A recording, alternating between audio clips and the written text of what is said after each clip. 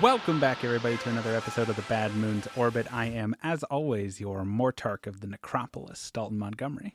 And I'm the Witch of Aiea, Darian Smart. Ooh. And today we are back with our second part for the Ossiarch Bonereapers. Last episode we were talking about the bone folk. Yeah, the general stuff. All the bone shaping and soul masonry and cool bone stuff. And today we're going to talk specifics. We're going to do the major factions within the Ossiarch Bonereapers, similar to our Nations of Hysh, and then our famous faces. Do they have faces? Define face. Hey, at least one of them has two. Ooh, so, okay. We're going to talk about him later. But before we get into that, Darian, do you have a game thing you'd like to talk about? Yeah, I played a racing board game. Ooh, how was that? It was actually super fucking fun. Hell yeah. It was great. It's called Heat. It is a Formula One.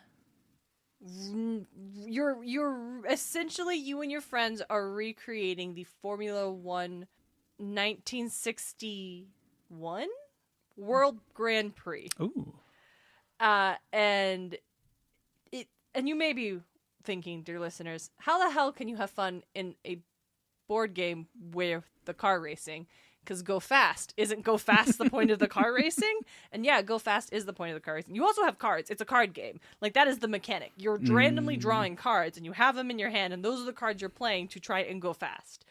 But the reason it's called Heat is because you are constantly trying to make sure you don't crash out on turns. Because if you try to pass a turn going too much speed, you have to pay the difference in the heat of your engine. And if you don't have enough to pay the difference in the heat of your engine, you lose it all and you spin out. You have to go back. And it felt really intimidating and complicated when my brother and his buddy were explaining it to me. And then we started playing, and I had a great time. Hell yeah. It was so fun. It's also you're like on a racetrack, right? The board is a racetrack, and all the boards are double-sided, so you have different racetracks for each one. It's like 2 laps per track. Right. And a lot can change in a lap, because I thought I was doing really good, and then I fell behind real hard. But the first time, because you also play with the actual like players around the table, and then the remaining cars are all NPCs, and there's like a randomization mechanic for like how fast they're going to be going. Oh, interesting. Yeah, and so that's super fun, because you're like trying to like compete against your buddies who are doing a strategy and stuff, Right. and also the randomization of like whatever these cards are going to do. Right. And the first round we did, I came in literally last place. But But in the second one, I got third place. I Hell was yeah. on the podium. And I was like, no, that's the story. That's the story of the week. Not your rivalry, my brother and his buddy. Like, no, not whatever you two have going on. Me going from last, like literally 9th place to 3rd, that's huge. Everyone's talking about me this week. And then the next one, I got 4th place. My other brother beat me. But it was shockingly fun. Also, the little pieces are tiny little Formula One cars. Ooh, And you're just fun. moving them around the board on the paces, and eventually you start going. Every time you move your car up, you go. Hell yeah. As you should. It was just really fun, and I've been thinking about it all week, and I really want to play it more. Hell yeah. That's the best kind of game where you're just craving the next time. Yeah, I want to play more tiny car game, please. Hell yeah. What about you, Dalton? I've actually been revisiting an old favorite lately. I've never done like a long run of it just because of my brain. It's not a knock against the game at all. But one of my favorite games, both for its mechanics and its atmosphere, is probably like 6 or 7 year old game now called Against the Storm. Ooh. That is a roguelike city builder. Okay. So it's like it's focused on like smaller scale settlements for the most part, but its setup is that you are a like high ranking like minister in this civilization that is surviving some kind of like post-apocalyptic thing where every 30 years, I want to say, rains come through that are just completely unlivable, and they just destroy everything. Like, Yikes. the world floods. Yeah. And there is one safe city in the whole world that everyone just has to retreat to every time the rains come through. But that city needs resources like anything else. So after the rains subside, it's your job to then like take crews of people out as efficiently as possible to set up like, okay, we're going to set up a settlement like here, and it will be like shipping resources back to the capital over that entire like 30-year period. Wow, yeah. Yeah. And so you build cities, but each city is like, you are only there for like an hour, maybe an hour and a half, just like, optimize and efficient, like manage citizen happiness and stuff. And then you leave it to like fend for itself for the next little while. And then all that leads towards like meta progression stuff where it's like, oh, every time the rains come through, it's like, how good did you do as like running this operation and stuff. And you get awarded by the Ember Queen, I think her name is, the vaguely malevolent like authoritarian of this one last safe city in the world. Damn, okay. But authoritarian parentheses like veterinary style, where it's like, if there was a power struggle right now, everyone would die. Yeah, like someone's kind of got to hold the reins and hold them tight. Yep. But like I said, the world building's great. The gameplay is fun. I always play it until a point where it gets too complicated for it to be like a relaxing thing, and then I like stop for a little bit. That seems wise. But it's really good. So nice. That sounds really cool. I just want to shout it out. It's fun. What was it called one more time? Against the Storm. Nice. Yeah. And where can people find it if they do want to play it? Steam. Nice. As where you can find all of the things. Yeah, I was gonna say yeah. So Bonefolk? Yeah, Bonefolk.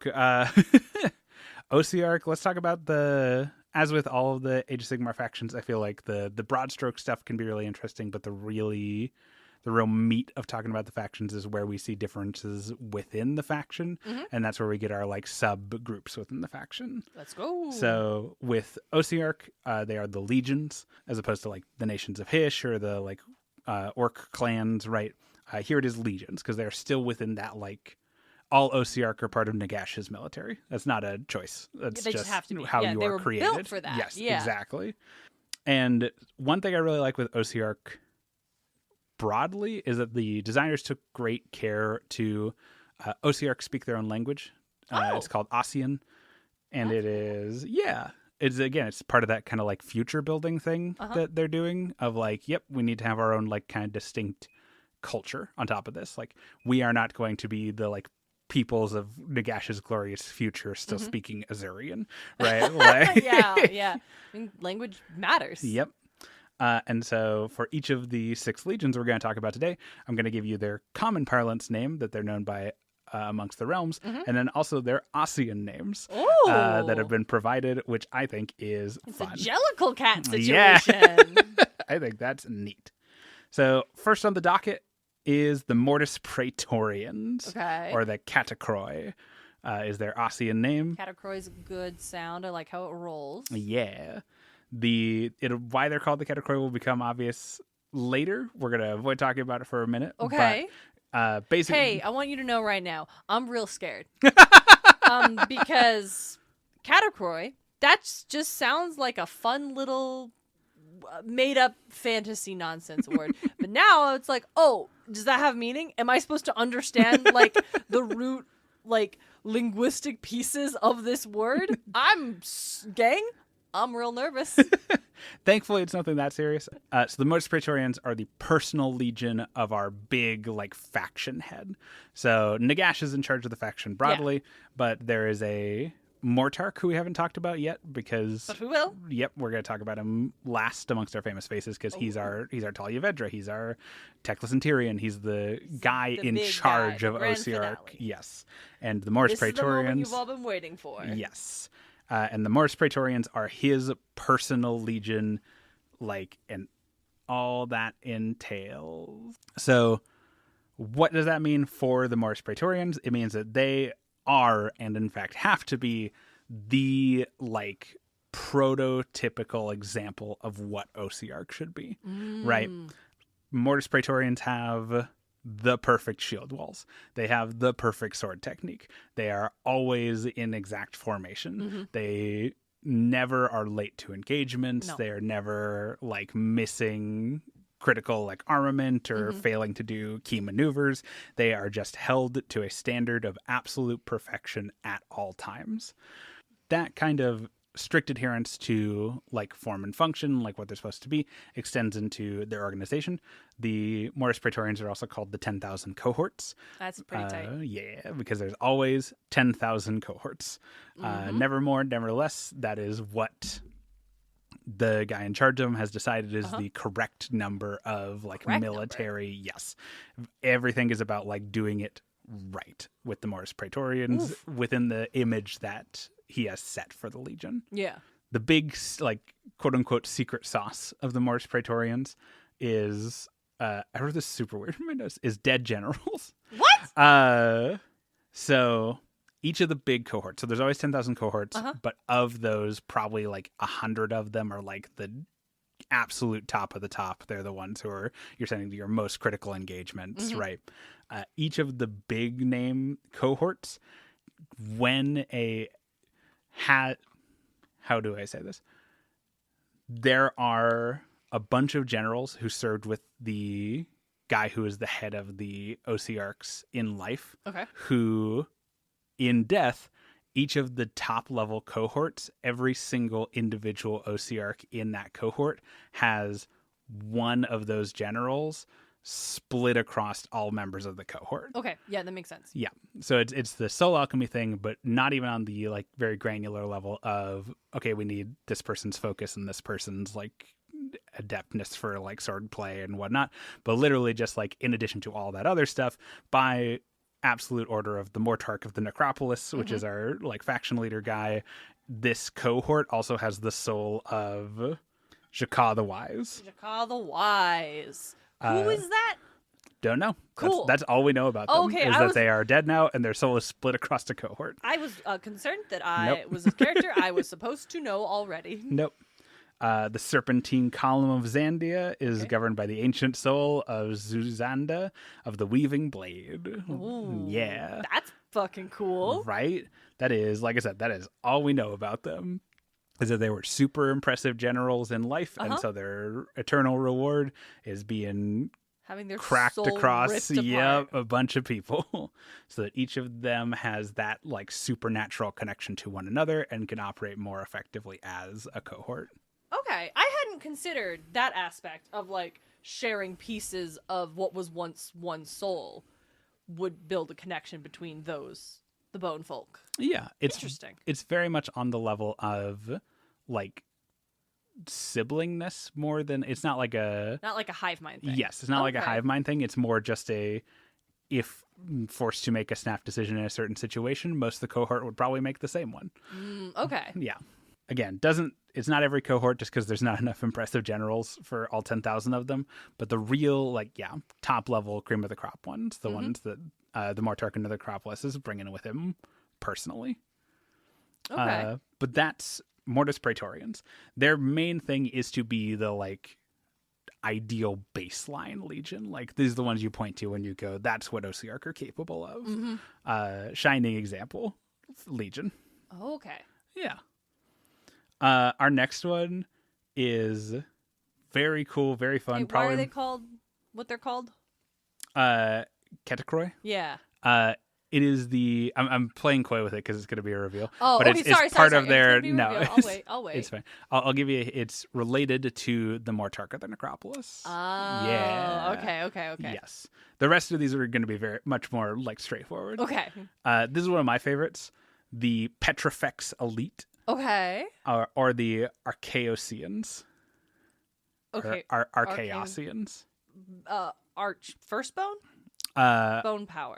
Archaeology. Archaeology? Yeah, the Archaeosians. Yeah. Okay. The Petrifex are a nomadic legion. They're one of the few that does not have permanent fortress cities and whatnot. They are described as the black sheep of the Ossiarchs because they don't have permanent settlements. They're nomadic by their nature, and they do not take a tithe from living settlements. I was wondering. Okay. Yeah. They technically will invoke the tithe when they need to get material from nearby settlements, but it is not under contract like it often is with Ossiarch, where they're shepherding this kind of grand farm structure on these elements and stuff. For the Petrifex, it's just we're making a one-time deal for all of your bones. For all of your bones? Yeah. Part of the reason they don't have to keep the tithe quite as much and only do it in like emergencies is because the thing that makes Petrifex stand out from the other Ossiarch Legions is that they are mostly made of fossilized bones. Oh. Yeah, they dig up ancient fossilized material. That's the next thing in my note. Yeah, they dig up fossilized bones, great beasts, great creatures, ancient like bones from the age of myth, sometimes like potent like god beast bones of god beasts that were slain in the age of myth. Next bullet point on my notes: fossils aren't bones. They're rocks. Bones. Yeah.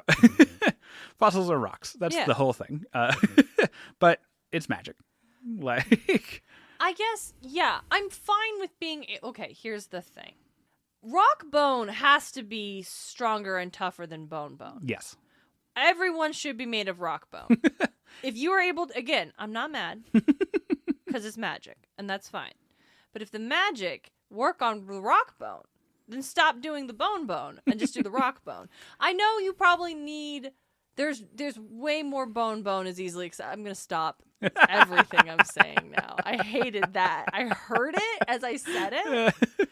Basically, I feel like why are these the outliers? Like, why are they the weird outcasts if they're like, hey, we can make our bone folk out of fossilized god beast bones? That feels like that'd be tough as hell. Like, why is that not like your frontline, most intense, like Black Ops Green Beret types? You've kind of got it on both accounts. Oh. So fossils, are much, much harder to get. And importantly, they're a limited resource. Yeah. So they make sense for the Petrifex to do it. Okay. They, as like this kind of weird offshoot faction. But if we're doing the like large scale, this is going to be the future of the world thing, can't be the solution. Because eventually you just run out of fossils. I do keep forgetting that is like Nagash's end game. Is that this is my new great like race of the world. You're right, because it can't be the literally built in the past. Yeah. What are they for? The Petrifex? Yeah. Ooh, we're getting to that. Good media literacy. No, yeah. Another place where they're a little bit weirder is that because of the unique needs. So the other reason why not everyone do fossil is because it's much harder to work with. Like, we can work with it because like the whole reason we use bone anyways is because bone is a good conduit of necromantic magic. Of course. And it seems fossil is also like an okay conduit of necromantic magic because it used to be bone. Yeah. It seems to be the bit. But it is much harder to work with. That makes sense. You have to be much more specialized, and it makes you worse at doing other stuff. Like, that's part of why the Petrifex are nomadic, is that they're mortisans who actually work with the fossils. They don't make good structures. They can't make good like fortresses and stuff like the other legions can. But because of that more specialized knowledge, whereas even though the Emissarian and the Panoptic are on the same level, your like military leaders and your soul masons are on the same level grandly in the hierarchy. Generally, in matters of military, the Panoptic are gonna like take the lead on all kinds of stuff. Like, technically, you would usually point to the Panoptic as the actual leaders of a legion, right? They will defer to the mortisans on matters of mortisan stuff, but they're making the actual like decisions about most things. That's also flipped in the Petrifex because the needs of their bone shaping is so specialized, and because it's harder for them to get new materials to do repairs and stuff with. It is the mortisans making command decisions within the Petrifex. That also is partially because Petrifex mortisans are some of the original ones that Nagash made like way back when. I was wondering. Okay. Yeah. So here's the big that we don't know what it is, but we do know why the Petrifex are allowed to operate in this like very weird way. Okay. So originally there were 20 Petrifex, just total. Okay. All mortisans, soul masons, people who could make more. And what is said is that they were given a one sentence order directly from Nagash during the Age of Myth. And that is what they are still doing. No one but the Petrifex and presumably Nagash know what it is. Okay. but they are playing some kind of long game. Clearly. Yes, a kind of long game that behooves them to be made out of sturdier stuff, as it were. Fascinating. Okay. Yeah. They will aid other legions if called. They'll like intervene and stuff in the same manner that any allies would. But for the most part, the Petrifex just kind of pass through places almost like kind of a natural event. Like they aren't following most of Ossiarch structure. They don't take command from outside the Petrifex. They are just on their own mission, millennia in the making. That's spooky. Right? Goodness me. Right? It's neat. They also have like a very kind of like dark gray, like their official like color palette is like a very dark gray. I was wondering what they would look like as minis. Yeah, almost like stone. Like you just paint them like very dark, mostly, which again gives that. But they have burning like red, like the little pinpricks. So just again, like being like a little settlement on the edge of somewhere and just seeing the like legions of Petrifex silently moving through your like turf on their own in unintelligible goals. Like so spooky, right? Big fan of the Petrifex. Also, I like fossils. That's fun. And yeah, Archaeosians, Archaeossians is a fun. Yeah, it's a fun name. But yeah, that's Petrifex. They've always. You're right. Also, that fossils are tougher. In their in-game rules forever have been some variation on like, oh, they ignore the first point of armor piercing, or they're harder to wound, or some variation on that. So. We have our shithead legion. Okay. Let's go. None of these are like, they're all engaged in the grand design of like factory farming human beings for their bones. Yeah. But like these ones are the ones who extra suck. Okay, let's go. So the Stalliarch Lords or the Equimorti. Equimorti. Yeah. You probably have a prediction on which root of Equa that is, and I'm gonna spoil it right away. They're the horse ones. They're the horse ones. Horse girl bone man. Horse girl bone folk. Oh no. The Stalliarch Lords are recruited exclusively from Equus Main, which is an afterlife in Shaiish. Okay. That is for horses? For those skilled in horsemanship. Right. It's not Equestria. Yes. Obviously. That would be wild. But it's very much a like, if you were from a tradition of like born in the saddle, like lived your whole life on horseback type, you probably go to Equus Main when you die, because it is just huge, perfect riding fields full of like spirit horses. Aww. Right? Yeah, it's like a beautiful place to live before it got completely taken over by the Stalliarch Lords. Yeah, I'm sure. Who Goddamn. use it for training grounds and recruiting now. Recruiting. Yeah. That's where they get all of the souls for the Equus Lords, or for the Stalliarch Lords, because the Stalliarch Lords are known for their horsecraft. Of course. I don't think this came up last episode. I need to show you an Ossiarch horse actually real quick. Oh why? Because right, I didn't ask. Because we talked about how you can get demoted to horse. There's no reason for a horse skeleton to look like a horse. No. So yeah. So why would it? Bird skull. There's one with like a rhino skull that you can make in the kit. Like. Oh. And then the same thing we see with all Ossiarch, where it's like those easy to break ankles are a big flaw in horses. We're just gonna go and beef those. Yeah, beef them up. Yeah. Let's just supersize that bad boy. But like when someone gets demoted to horse, do they get sent here? Yes. Yeah, okay. Or all the legions will make use of cavalry. Yeah. But the Stalliarch Lords are just the most renowned for it. Yeah. They ride far from. They're based in Equimorti, or they're Equimorti. They're based in Equus Main, but they'll ride super far afield to collect tithe and whatnot. Of course, they can. They have horsepower. Yes. So the Stalliarch Lords, probably due in part to them being recruited so thoroughly from like kind of one afterlife culture, have. In the same way that Nagash has that like twisted sense of justice that we see with the Night Haunt, they possess like a twisted sense of like military honor, where basically it would be unbecoming for them to simply act as petty tax collectors. Of course. Like they are of a warrior culture. They lived their lives in the saddle. They learned to take what they needed.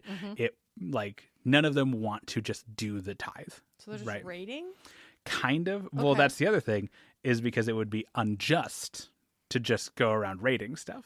to like go Okay. conquer innocent people and whatnot. Yeah. So therein we have the two like conflicting ideas that they Mm-hmm. have to find a way to square somehow, and that's where the Nagashian style like make it stupid, or not even stupid, just make it like shitty Yeah. comes in, where the Stalliarch Lords' favorite move is that they will approach a settlement, they will say, hey, we're going to issue you a challenge, and if you can meet it, we'll leave you alone. Anyways, here's your challenge. Name everyone who's ever lived in this town. You have till tomorrow. Like, Oh my god. here's your challenge. Get on this old donkey and beat 3 of our best knights in a joust. Like, here's your challenge. Like, ride from here all the way to Nagash's capital in God. 2 days, a place that will kill you. Yeah. Because of the nadir, right? Yeah, Like, 'cause you'll just no, you can't just do that. yes.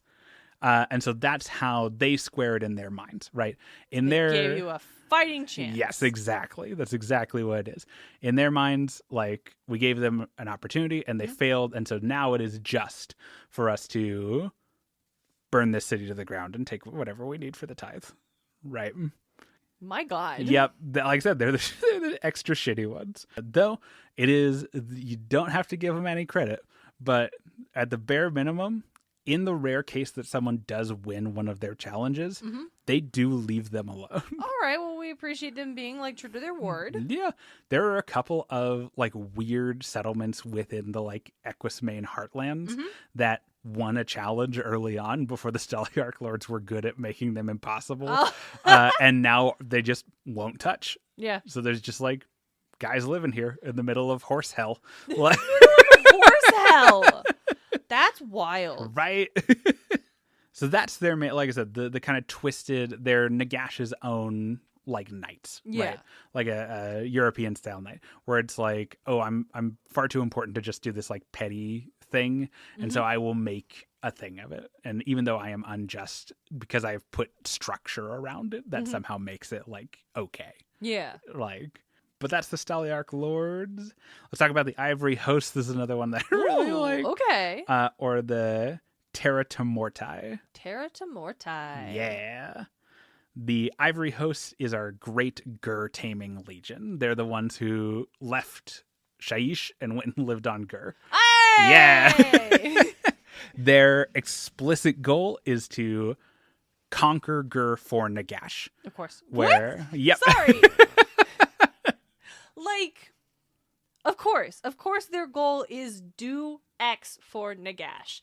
It took my brain a second for the Conquer Gur to compute with the rest of what I had heard. Yep. Please continue. It is they have a very tech bro mentality.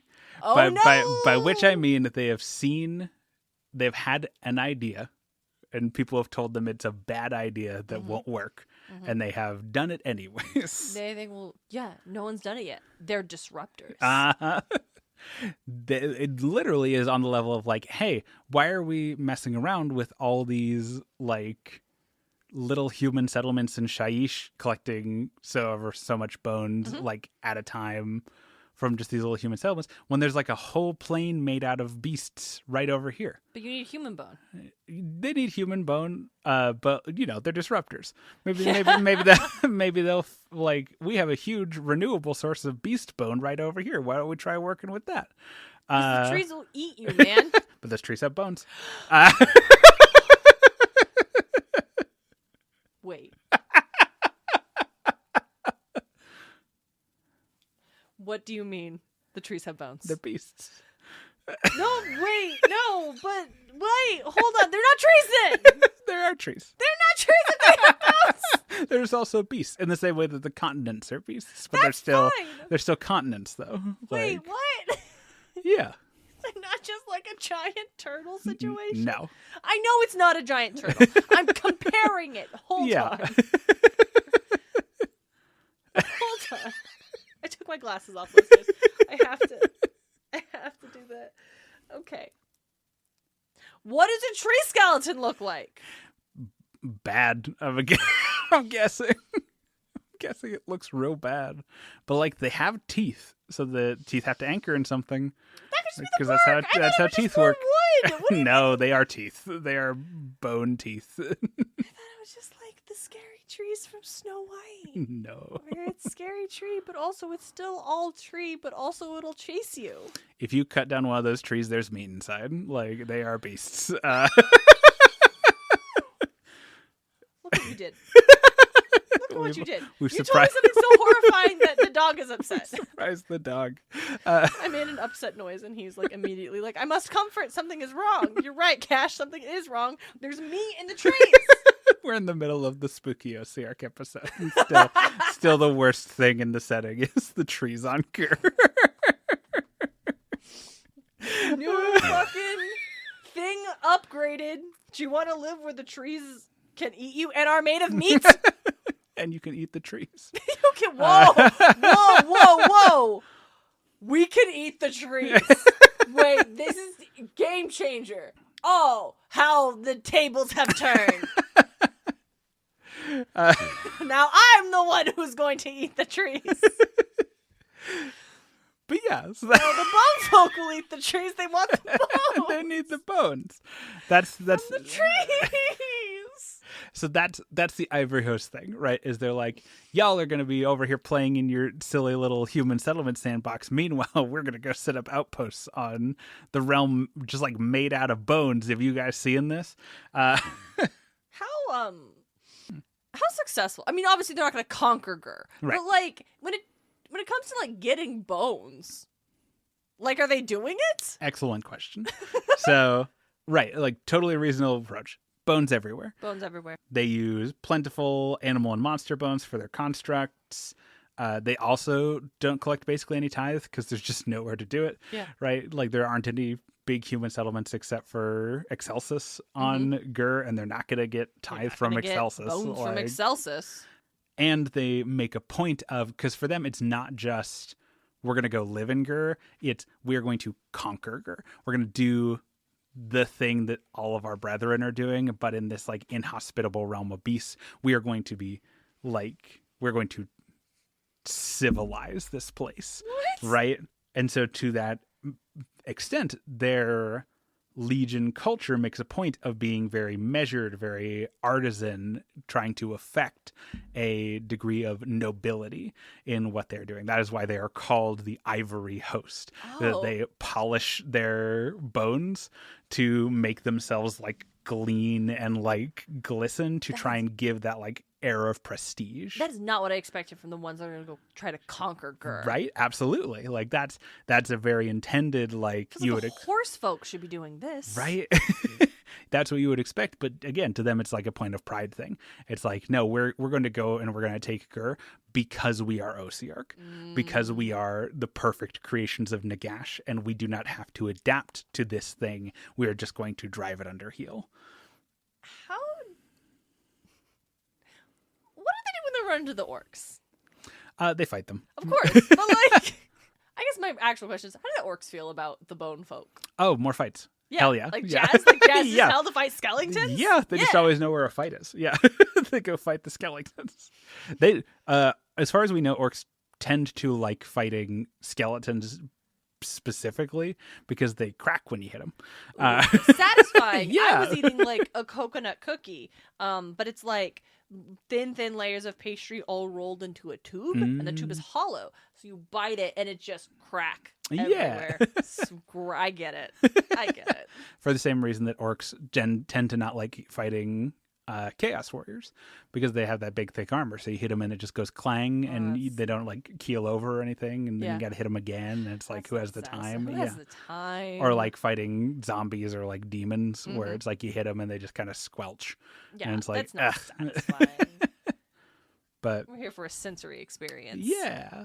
Anyways, psych. That while that's what the Ivory Host presents. That's Oh. what it tries to Oh. give to the world. It turns out there's a reason why you don't make your physical body out of Gurish beast bone. Yeah. Tell me what it is. Tell me I'm right. Like I said, this is the tech bro thing again of like, yeah, that is a totally reasonable assumption.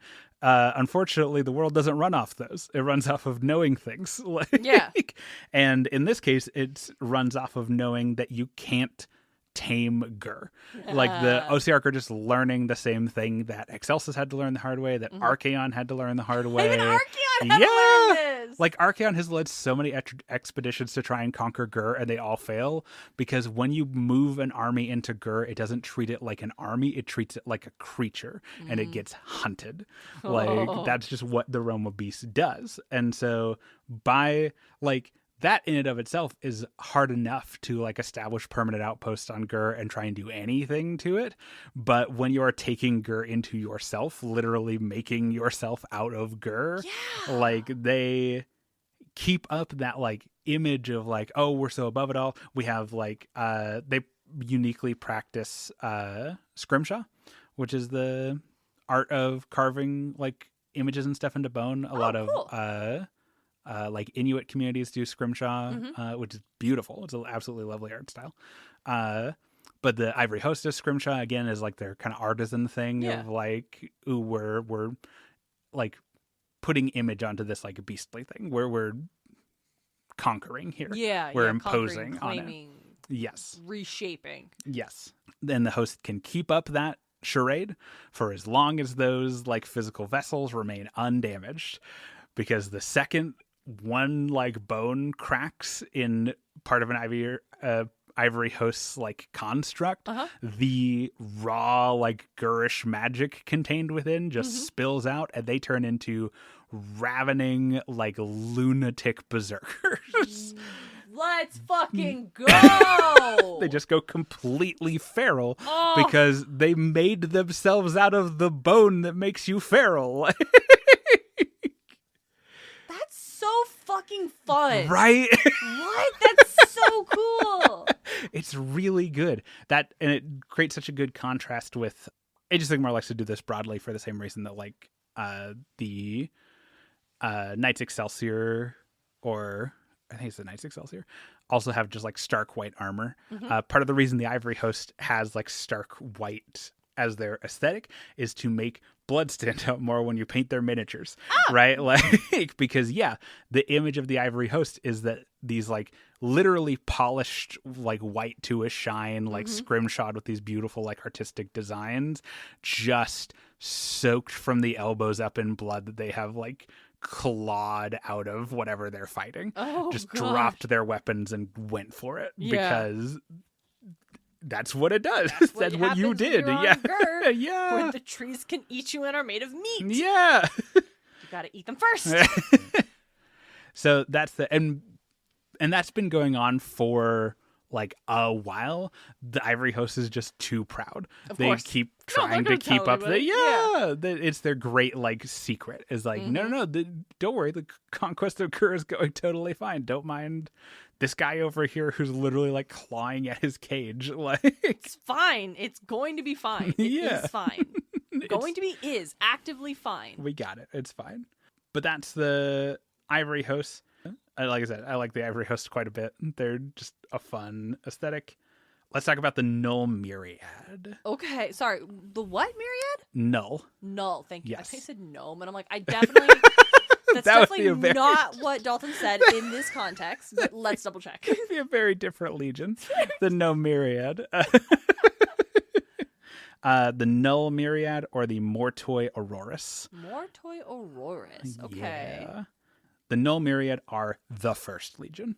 Oh, yes. Okay. They're the ones that got made first? Yes. That was a stupid way to say that. They're the ones that everyone else found out about and was like, hey, no? Yeah, okay. Yes. Yep. They were the first legion. They were created in the Age of Myth as like individual experiments. Are the like first of the Null Myriad. Like this was before the concept of an Ossiarch even really existed. This was just Nagash doing his like experimentation. Many of those like very original Null Myriad still exist. Whoa. Yeah. And they're in leadership positions in the Null Myriad. Yeah. subsequently banished to the edges of the realms. Like I said, predate the real idea of OBR is their own thing. Most Null Myriad are unbelievably ancient, right? They've lived through the Age of Myth, into the Age of Chaos, now into the Age of Sigmar, while for a long part of that, because the proper like OBR project didn't start until like nearing the end of the Age of Chaos, like getting into the Age of Sigmar. Mostly because Nagash was because Archaon beat him up in the Age of Chaos. But once Nagash came back, we got the real Ossiarch project, and that's when the Null Myriad got called back. So they've been alive for not just like countless millennia, they've been alive for countless millennia at the edge of Shyish. Crazy just place to be hanging out. Basking in raw necromantic magic. So... But these dudes are rad as hell. Yes. So the thing that makes the Null Myriad is that they have spent so long soaking in just like primordial raw magic. Marinating. That they are basically completely immune to it. Oh. Yeah. They've just become deadened to it. Like they've oversaturated on it. There's just no more. I think specifically what the idea is that they're so full of Shayishian magic that there's just nowhere else for other magic to take hold. Okay. Right. Like, again, forever their game rule was if they're affected by a spell, you roll a dice and on a 2-up. No, they're not. Oh. Yeah. So just 5 and 6 chance to completely ignore magic. And so the Null Myriad originated almost as a non-military legion, like because they were out of the Edge of the Realms, they got called back in, and the original reason they got called back in wasn't actually to like fight for Nagash or anything. It's that during the construction of the Black Pyramid, which is the like grand artifact that Nagash used to invert Shyish, create the Nadir, the Null Myriad did almost all the construction on it. The Black Pyramid's constructed entirely out of gravesand. Handling too much gravesand is extremely detrimental even for creatures of necromantic magic. And so the Null Myriad being so immune to magic meant that they could handle the like individual gravesand blocks of the Black Pyramid with abandon and do the project much faster than would have been able to be done if anyone else was doing it. Like, for context, the process of getting enough gravesand to construct the Black Pyramid was Nagash sending individual skeletons to the realm's edge and having them walk back carrying one grain of sand apiece. Oh, because more than that would have destabilized their necromantic magic and made them collapse. Oh, yeah. So that happened over eons. Yeah. And then the Null Myriad are over here just carrying 20-pound blocks of the stuff.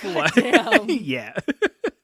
Edge of the Realm, magic immune, helped construct the Black Pyramid. Post construction of the Black Pyramid, they were like formally, properly like enlisted into the military legions, where now they specialize in heavily chaos corrupted areas because chaos is magic, right? So they could just walk straight through chaos corruption without thinking a thing. Some people speculate that the Null Myriad could walk into the realm of chaos and probably be fine. Probably, yeah. Right? They're just too oversaturated. Or hunting like mages who have pissed off Nagash specifically. Null Myriad like assassins are pretty common because, again, like if you're an assassin, you don't want someone just like paralyzing you with magic or whatever.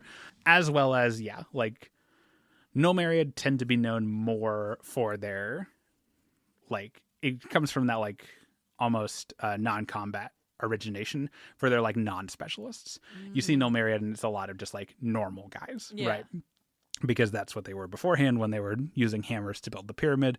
Now it's just, we handed you a shield. But yeah, Null Myriad's cool. I like their vibe. Yeah. I always like the like weird ancient, and again, because they predate like the proper like Ossiarch process, they also have less of the like kind of weird coding that a lot of Ossiarch do. Like especially the particularly ancient ones have a lot more of their own kind of unique personality going on, independent of the like all us Ossiarch have culture and art and all that stuff, but it's all Nagash centric. Like some of them get closer to just like true actual like mental like free form, which is neat.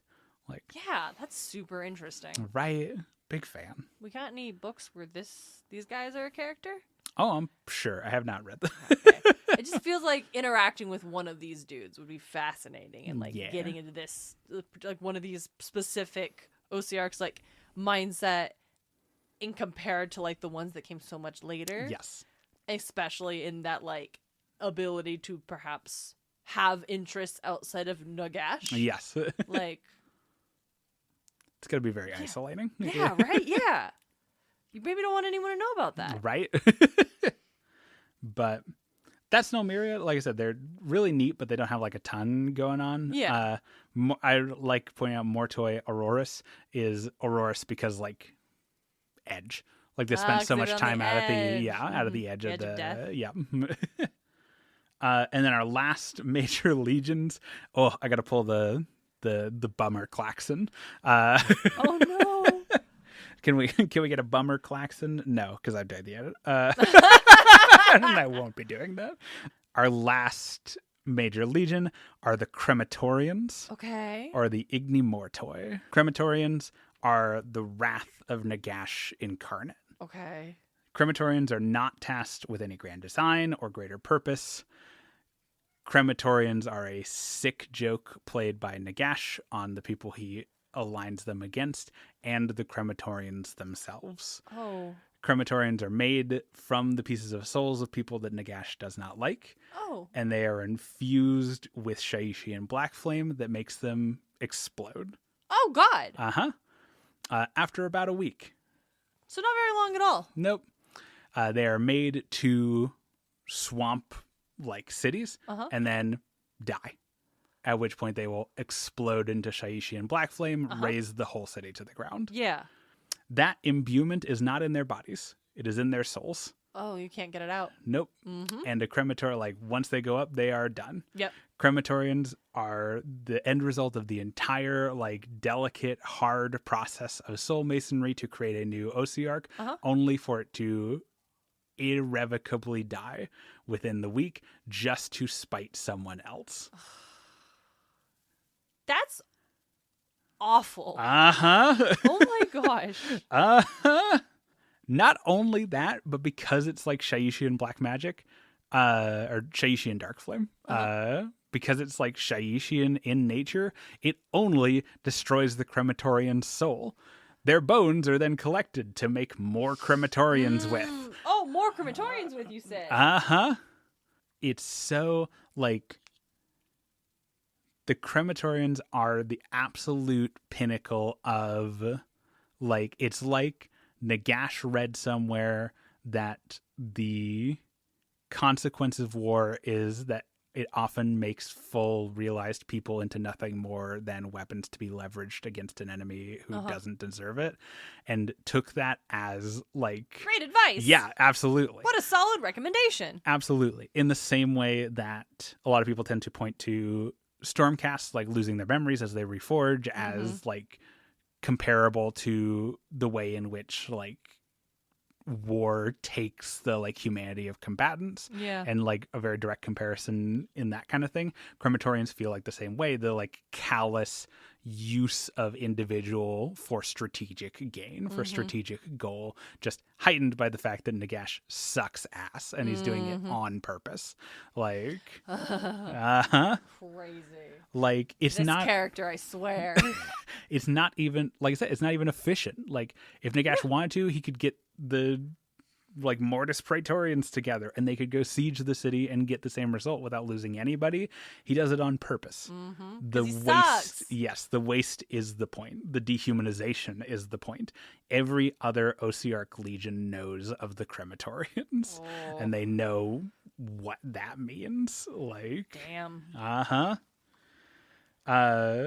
The only exception to the like roughly a week rule with crematorians, because Nagash is still shitty, is crematorian leadership.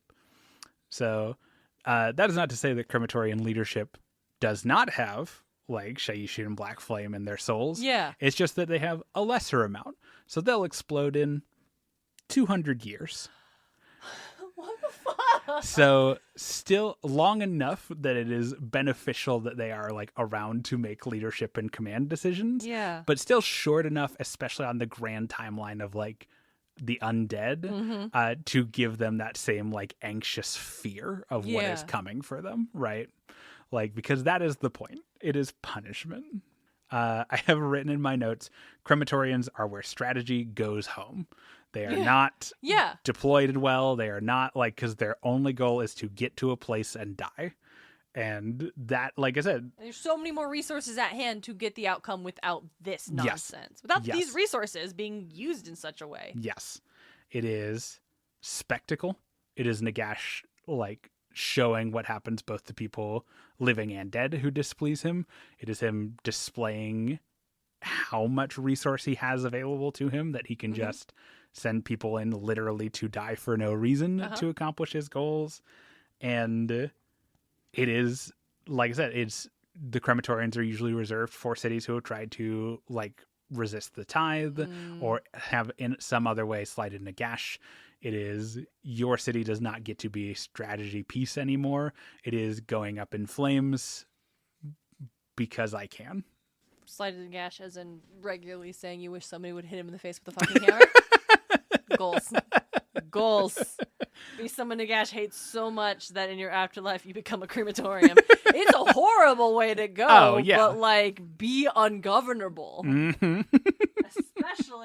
Especially not to live in such a way where you can be governed by the evil skeleton man Yes. from fantasy Egypt. What the hell, Nagash? Who turned horse heaven into horse hell. Those crematorian leaders will, we see another instance of, like, kind of along with the Null Myriad, especially with, like, the early Null Myriad who don't quite have the same, like, hard-coded allegiance to Nagash.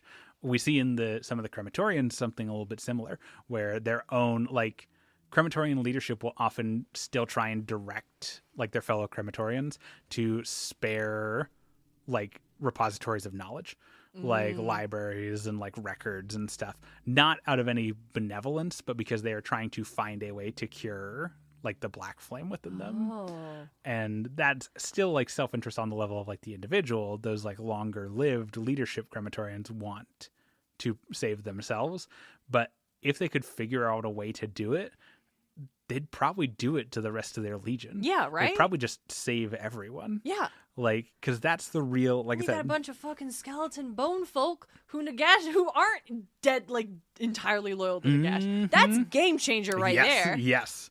Because that's the, like, because it would be so easy if that was your goal, to make crematorians by just taking, like, all of the lizard brain stuff, all of the, like, animal instinct, and putting that into the crematorians, making them your equivalent of just, like, a landmine. Yeah. Right? But they don't. Crematorians are fully people. Like everyone, they make art. They write poetry, like all the other Ossiarch do. They hold church service, usually before they're deployed. Like, and that's, like, that feels, if there was ever going to, like, I feel like over what we've seen in a lot of different death factions over the course of the past couple of editions, I feel like we are building toward set of undead who, if they are not, like, like, truly free, are at least in tension with Nagash. Because we've seen it with Soulblight, right? Yeah. Because we have Vordry, who openly hates Nagash and tried to kill him once. We have, like, the Vampire Dynasties, who all have their own thing going on. We've seen it with Usheron, who is, like, currently with Nagash, probably, but it's because of his madness, and so we don't know how long that's going to last. And I think we see it with the crematorians. Yeah. Where if they found a way to fix that, the unimaginable cruelty that, like, they exist as a pretense of would be, I think, enough for the crematorians to just, like, go their own way, to try and act as an independent force from Nagash. Absolutely they would. And if that's a crack that can show in the most dedicated, the most loyal, the literally hand-tailored to be Nagash's perfect future civilization, that I think that's pointing to maybe, like a split within Nagash's, like, power, control over the death. Yeah. It's the only, like I said, it feels like the only faction where, or the only, like, Grand Alliance where there's not a lot of internal conflict, just because everyone is ultimately subservient to Nagash. Yeah. And this could be a good way to, like, Get that. start to break that. Yeah. But that's my hope for the crematorians because they are nightmarish otherwise. Yeah, that's devastating. Right? But to cap off the nightmare, let's talk about some famous faces. Faces. We have all of our famous faces are 10 out of 10. I love every single Ossiarch famous face. I think they're so fun.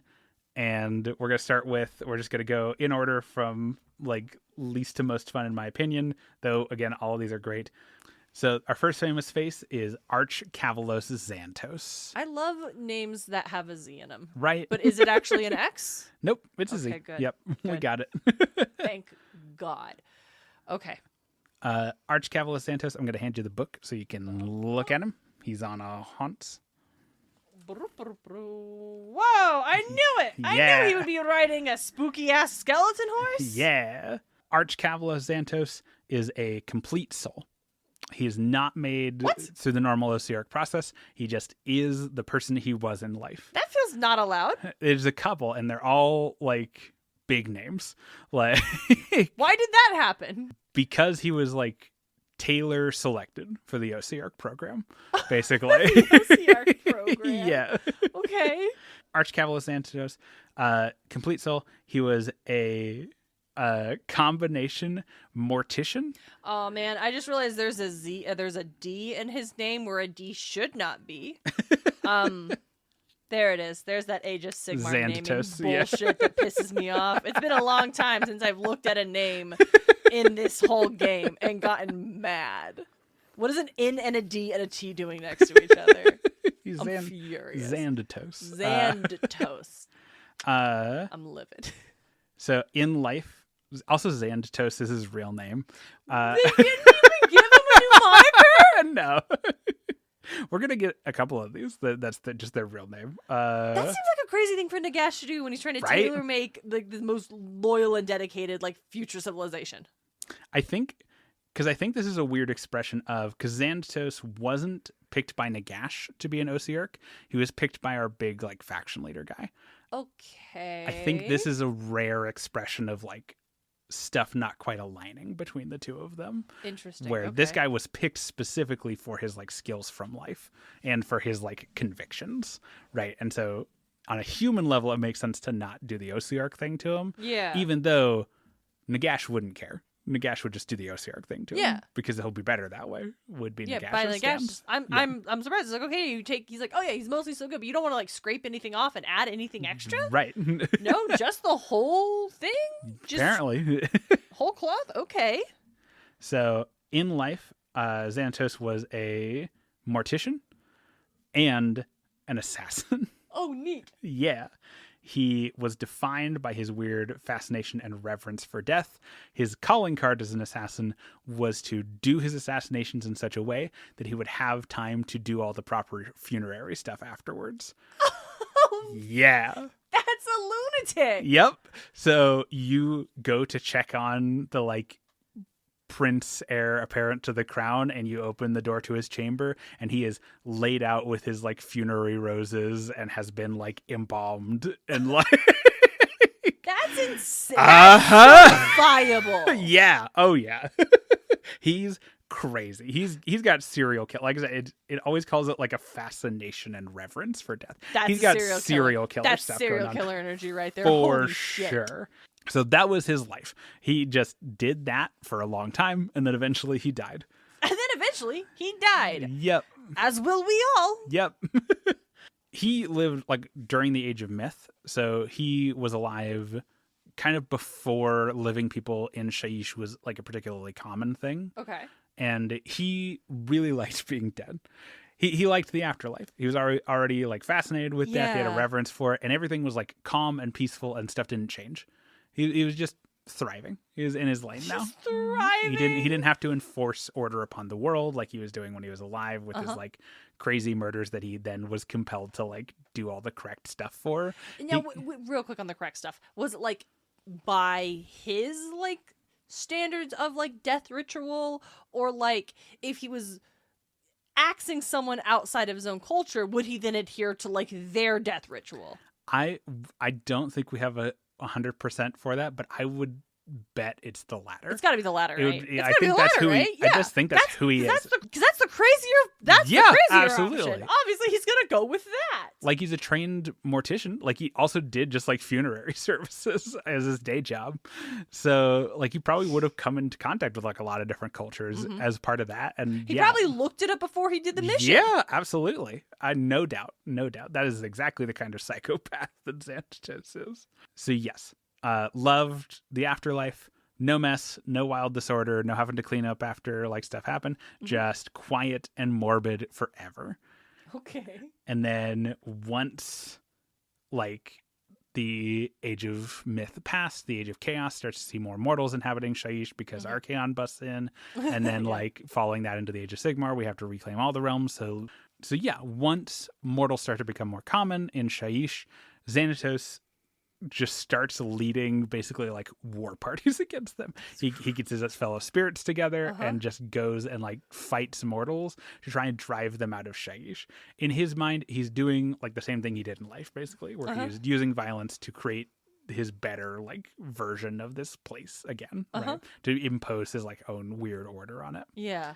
So once the Mortarch of the Necropolis comes back onto the picture and starts like takes military control of the Ossiarch, gets to start making his own decisions, he recruits Xanatos basically for that like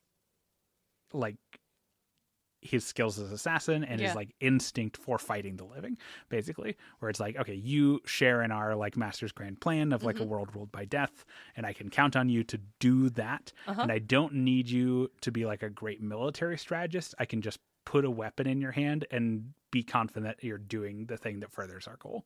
Yeah. Basically. And so that's what he did. The Mortarch of the Necropolis gave him an artifact known as the Dark Lance. Ooh, yeah. Yeah. That's pretty neat. Right? You don't have a lot of lances in this thing. Right. At least not that I've come across so far, but yeah. Yeah, right. It just makes him like stronger, but also like a little bit wilder. And so Xanatos has become typified almost by an inversion of like what he was doing before, where before it was a very practiced, like, I'm going to go do my assassination and I'm going to very carefully clean up the body thing now.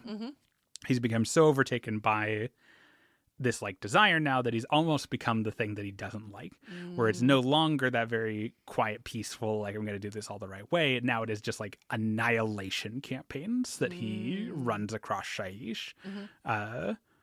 And that, like, I don't know, I like Xanatos both for his like backstory, because that's such a crazy crazy thing to do. Such a crazy thing. Are you just unhinged? But it also, I think, serves as a good example of how like the Ossiarch thing bends people toward what the Ossiarch are trying to do, right? Like Xanatos is a microcosm of it, where even without the like Ossiarch like soul masonry, like only taking the pieces to make this like person aligned with our goals, they can still do that to a person, where they can take those instincts and make them a thing of Nagash. Okay. Yeah. Also, he's got a cool model. He's got a cool model. He's on a horns. This one's probably my favorite. That's going to make people who are really excited for our big faction guy mad. But yeah, this one's my favorite. Vakmortian. Okay. Master of the Bone Tithe. The Bone Tithe. Yeah. They're oh God. Master of the Bone Tithe, bearer of the decree of Nagash. He is maybe the individual most aligned with Nagash's goals in all of existence. Okay. Yes. He's got a spooky ass scroll. Yeah, he does. Vakmortian is, so we don't know basically anything about his origins. I love that, because he is like, I love the implication that Vakmortian is unknowable in a setting where we know so much, right? Like, this is a person who is in the employ of a god of death who we can trace back to his like teenage years. Yeah. Who is just like this unknowable thing. Huh. Yeah.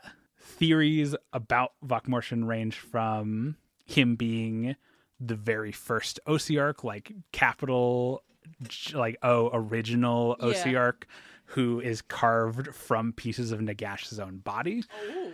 That he is the remains of a fellow like murdered death god, or potentially multiple of them. Nagash doing the Ossiarch thing to death gods. Yes, to gods instead of Pretty mortals, fucking cool. right? Like, oh gosh. Or, and this is the one that gets me, some kind of greater force dwelling within the depths of Shaiish. What? That is does quote that mean? exact from the book, right? That's what like does that mean, that's right? Like soul of the mountain shit. Right? Like the absolute embodiment of death. Capital D, death. Not Nagash's twisted, corrupted version of it, but like true death. Somehow like captured and pressed into service under Nagash. I was gonna say, because like if that's true, then like still being in line with Nagash's whole vibe, it like kind of suck. But not if it's not willingly. Right. We don't know. Like, it's suspicious how in alignment Vokmorshin is with Nagash, to the point that it seems like Nagash genuinely trusts him. Damn, okay, but here's one thing that hadn't been on the list I'm a little surprised is there not a piece of Nagash's soul in there? Maybe. That's the other, like if we were doing the whole it's the other death gods that got ripped apart, I can see Nagash doing a little slice off, weaving him through all there. That's why you're going to trust it so implicitly. You're not going to betray yourself. Absolutely. Like, I like all the different, like, interpretations of what Vokmorshin could be, because it means we don't know. Yeah. And that's fascinating. That's so fun. Yeah. I'm a big fan of that. Especially because he's so, like, understated. The guy with the staff that has the heads of kings hanging off it. Sorry, I did break the rules and found myself reading a little bit of the description in the book that is in my hand right now. What do you mean these heads are still alive? I'm sorry I jumped ahead a little bit, but you did just describe him as understated, and I have to speak loudly and protest against that adjective. I just mean in the nature of like what he does, and also his model's like this big instead of being instead of being like a foot tall. Yeah, he's like the size of my guy Warhammer. Yeah. So Vokmorshin is sealed inside that like stone sarcophagus that he wears on his back. He drags it with him everywhere. Yeah. Ooh, also one of the things addended to that, like if he's some greater force dwelling from within Shaiish, people swear that they have seen him in multiple places at the same time. That's crazy. Yes. So that might be the like, maybe some deeper manifestation, and each of his like quote unquote bodies is just a puppet, like an extension of that will. And that could be true even if he's like pieced together different parts of gods or like whatever his source is. It seems like there's probably multiple Vokmorshin, but we don't know. Who's to say? So cool. Who's to say? Right? But yeah, he's stuck in that sarcophagus. He can't like leave it. He just drags it around with him everywhere. Why is he stuck in the sarcophagus?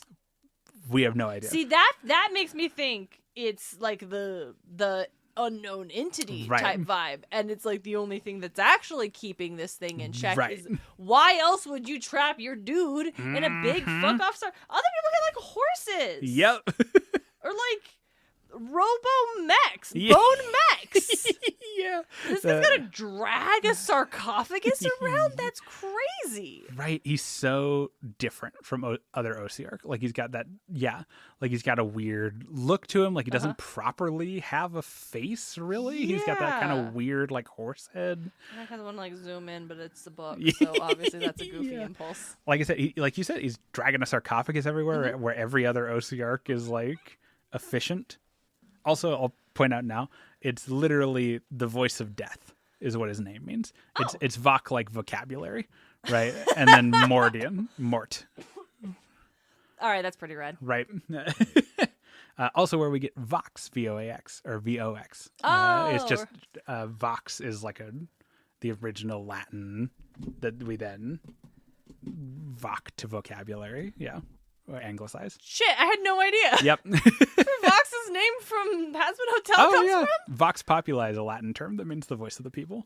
Damn, okay. Yep. You know, I think I probably could have puzzled that one out if I had spent more than 6 seconds thinking about it. It's in contrast to Vox Dei, the voice of God. Oh. Yeah. Those are both like Catholic Church things. And I really should know that. That's why you couldn't do mass in English for a long time. Okay, so voice of death here. Yes.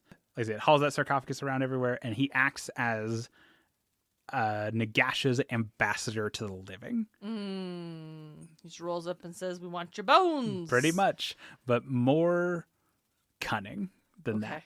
So first off, I got to address the staff in the room. Oh, good. So staff bears the heads of kings, emperors, and other leaders who resisted Nagash's rule.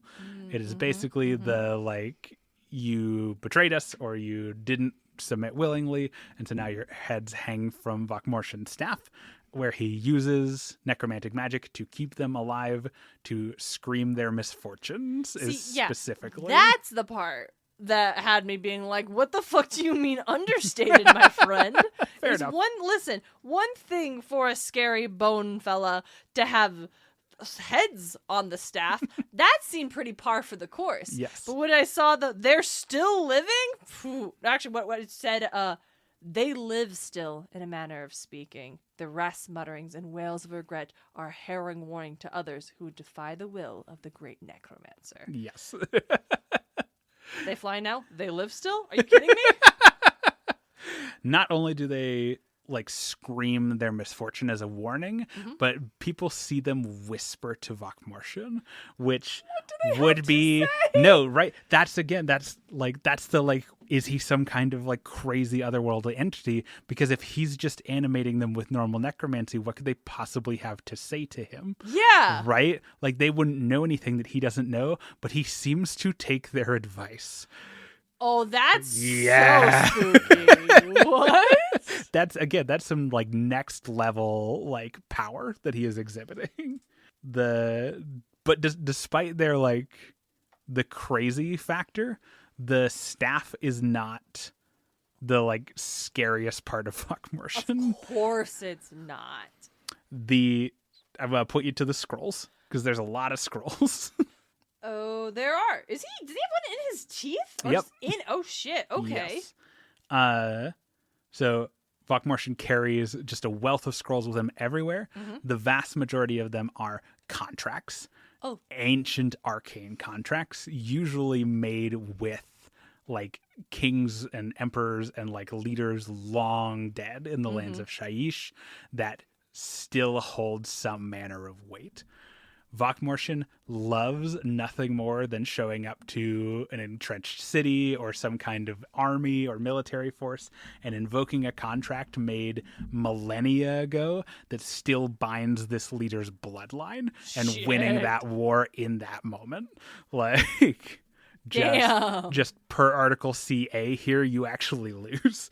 Like, You actually lose. Your great-great-great-great-grandma signed away your right to defy Nagash, actually. Sorry about that. Not sorry. And that's magic contract, so you just straight up can't break it. Yeah. Just all of a sudden, like, magical chains appear, pulling you back. Just absolute arcane power. The maxim of, like, simple magic is oft strong magic, right? Where it's literally just an agreement written in arcane power that you can't do this thing, so you can't do this thing. Nope. If they are not, most of them are contracts, one of them is not. It is not explicitly said. I like to think it's the one in his teeth. Okay. In his teeth, like a rose in a salsa dancer's mouth. Yeah. I said his epitaphs earlier: Master of the Bone Tithe and Bearer of the Decree of Nagash. That last document is the Decree of Nagash. It is a seemingly one-of-a-kind cocktail of all of the will-breaking, like, command-making, absolute domination of the mind, like, magic that Nagash has ever learned, all blended together into one spell that can supposedly make the recipient do anything. Ooh, that is upsetting. Just complete and absolute dominion of another person. Oof. Yep. Evil. It is telling that Vokmorshin is allowed to wield it. Yeah. Because that statement doesn't include an accept Nagash or, like, accept people who are loyal to Nagash. it's just probably one of the most powerful arcane artifacts in existence. Yeah. And Vokmortian wields it with impunity. Like, we do not get any sense that Nagash is, like, keeping tabs on him or, like, making sure he only uses it how he wants. He just handed him a nuclear weapon and said, all right, go do what you think is right. That's crazy. That's crazy, right? Like, what does Nagash know that we don't? A lot, usually. He knows what it's like to be hit in the face with a hammer. Oh! Comes in threes. We don't see Vokmortian use it very much. It seems like he doesn't like using it. It's not like a superpowered evil side thing or like using it deprived my power.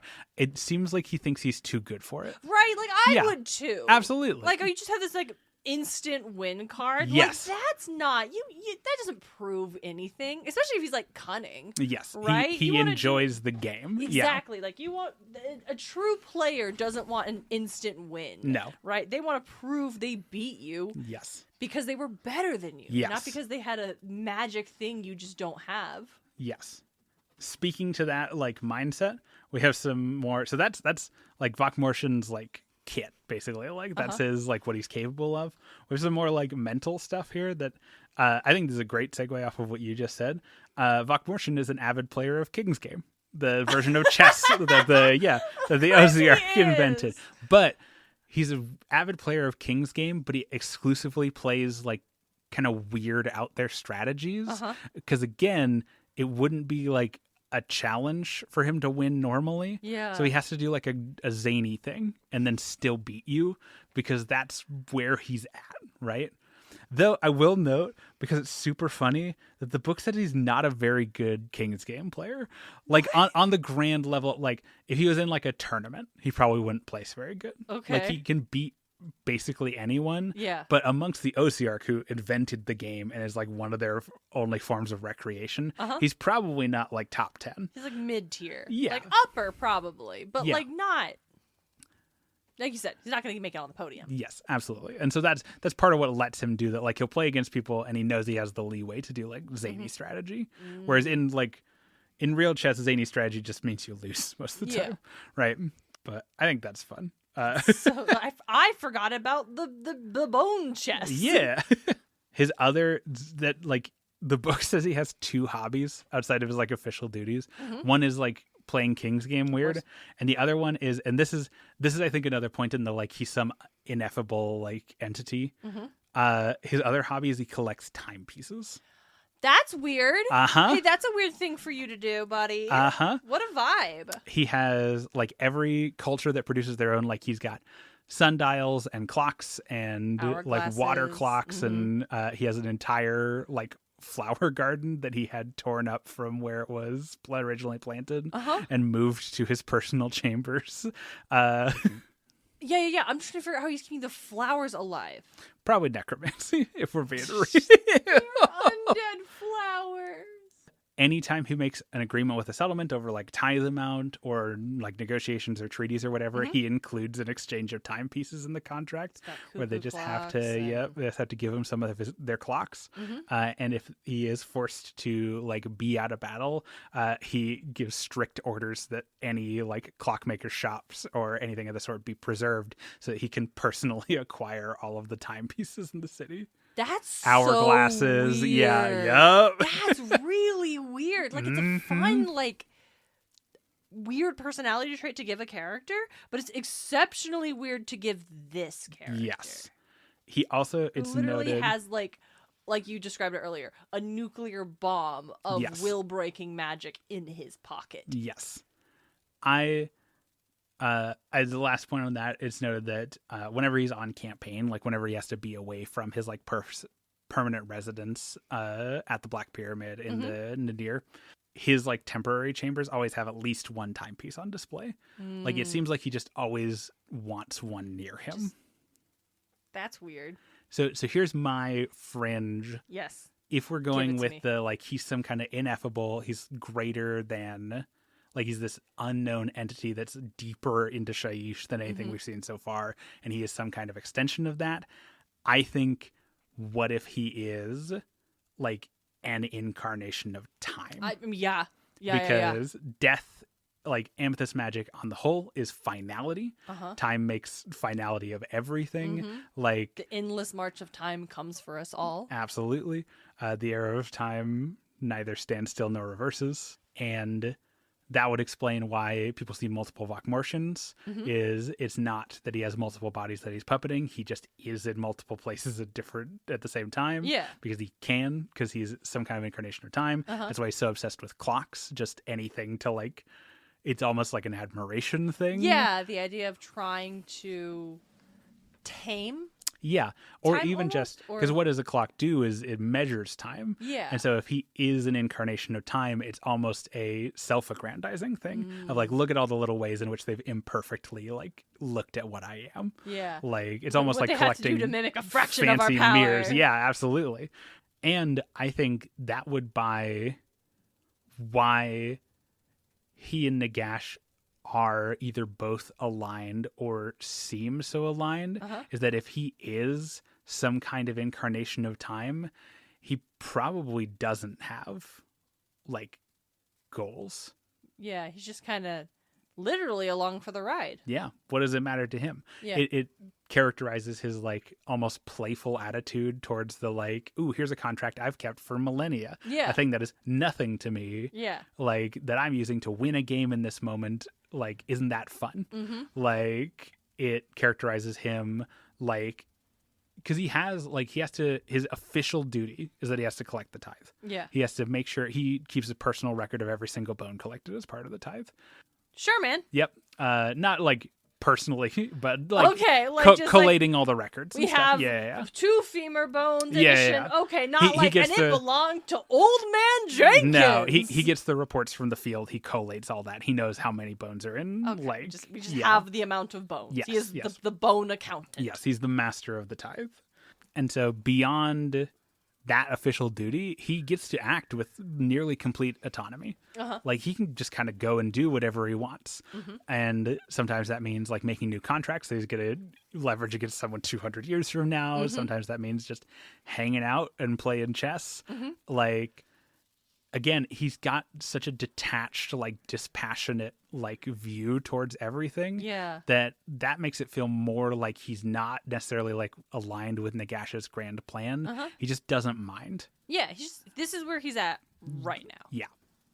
He's, if anything, he's only aligned with Nagash because he is in some way bound to Shaiish as like a font of finality. And because Nagash is the biggest name in town right now, he's also doing that. Yeah. Why not? And he probably likes the like order and structure and like perpetuity of the like Ossiarch Yeah. and the ways in which they like align themselves with the things that he enjoys, right? That's my, like, I might be way off the mark here, but that's Why have him collect timepieces? Yeah, It's not supposed to absolutely. be that, though. absolutely like He could collect anything. he could collect bones. Bones! Little spoons, bells for whom the bell Yeah. tolls. Like, that would, no, but it's clocks. Yeah. Timepieces. Yep. This is part of why I really like Vokmortian is because like we don't know. I think we have so many interesting threads leading to a bunch of potential things, but we don't know, and we might never. That's He's okay. just this like weird dude who's Yeah. like doing Nagash stuff with him. Like, I feel like the only way we'd ever, like, know is if they were going to use him for something big to pop off. yeah, absolutely, Right? absolutely. Just to tell us that and then maintain the status quo would be a waste and a deep disappointment. Absolutely. Last couple things on Vokmortian. I would note that it's rare to see him actually like fight in combat. Like if he has the goal, intent, like order to conquer a place, what's probably actually going to happen is he's going to roll up and he's going to read the settlement the terms of their own surrender, because he's already figured it out, and he'll just explain that very calmly to them. And last Vokmortian quirk, and again, I think this points to maybe the time thing, is that Vokmortian can speak every language. Of course. Including, again, this is another thing in his repertoire that like he can do, but seems to not like doing because it's like cheating. Because it's he would rather do it just like normal way because that's more fulfilling. Vokmortian can speak in the voice of Nagash. Oh, spooky. Yes, that's what the face on his chest is for. Oh, shit. Yep. when he speaks in Nagash's voice, that one animates and Damn, it's not just a speaks fashion as Nagash. statement. Yeah. The voice of Nagash can compel the service of undead, and so that's usually when he has to break it out, as if he's there to like direct one of the vampire dynasties to do something, and they're like, "We don't have to answer to you. You're not Nagash." That he just like, surprise, like you do, in fact. Yeah. It's like, what the fuck are you talking about? Do you like- think this is decorative? Mm-hmm. So again, it's a brute force kind of thing that he clearly would prefer to just like Nah. solve problems with his own wit. Yeah. Because it's more satisfying that way. Yes. But that's Vokmorshin. I love Vokmorshin. I hope we get more Very about him. interesting. Yeah, he's neat. I'm a big fan. But he's not our last guy. No. If you turn the page back, I think 2, we get our last guy. Oh, is this the moment we've all been waiting for? This is the moment we've all been waiting for. The guy I've been playing coy with, because it's, surprise, another callback. Our last famous face for the Ossiarch Bonereapers, if you are familiar with the faction, you know him, you love him, is Orpheon Catacros, the Mortarch of the Necropolis, a name that we've talked about before. Yeah. He What? is one of Nagash's generals from the Age of Myth. Of course he is. What? If you remember, so we talked about Orpheon in like the Shyish episode, because when Nagash was initially conquering Shyish, there were gods who fought back against him. There's all this stuff. There was one like afterlife that gave him the most trouble in his time conquering Shyish, and it was Ossia, and it was led by the once mortal spirit Orpheon Catacros. Whoa, okay. So yeah, that's right. Yeah, Catacros led the successful defense of Ossia well into the time when Nagash had expanded like way past it, where it was just this unbreachable island of an afterlife, like right near Nagash's center of power. Nagash leveraged like the other Mortarchs to try and bring down Orpheon, and he was just he's a tactical genius. Like that is his main character trait. And when it became clear that the might of Nagash was just too much, they were going to get overwhelmed no matter how tactical and brilliant Orpheon was. Yeah. He went to Nagash to negotiate and swore fealty to him. He said, "You are clearly the person who's going to win it all, and I want to be on your side. You have seen my resume. Yep. So if you don't mind, I would like to be in charge of all of your armies, please." And Nagash said, yes. I mean, yeah, Nagash isn't an idiot. He's awful, but he's not a fool. No. Much to the chagrin of the other Mortarchs, by the way. I'm sure. Catacros was elevated to the role of Mortarch as like a spirit. He served as the head of Nagash's military long before the Ossiarch existed, serving as like the spirit commander of Nagash's military forces.